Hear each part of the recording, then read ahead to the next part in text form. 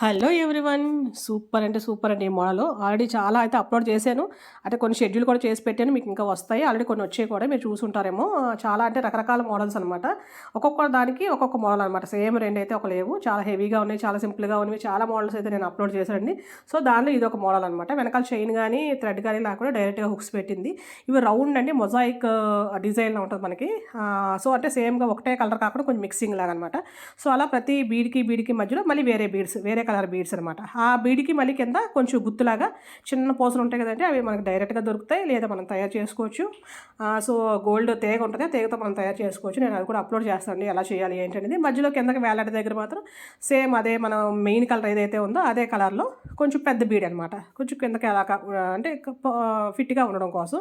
So, అలాగే సగం వరకు ఇది. ఇంకా మెడ వెనకాతల ఉండక్కర్లేదు కాబట్టి ఆ గుత్తులు వెనక్కైతే వేయలేదు.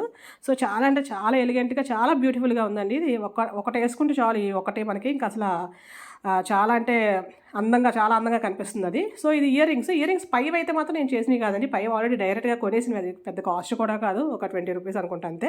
సో, దానికి ఆ కలర్ ఎలాగా మ్యాచ్ అయిందని చెప్పి నేను కింద ఒకటే ఓన్లీ ఆ బీడ్స్ కింద బీడ్స్ ఉన్నాయి కదండీ! గ్లాస్ కలర్‌లా ఉన్నాయి కదా! గ్రీను.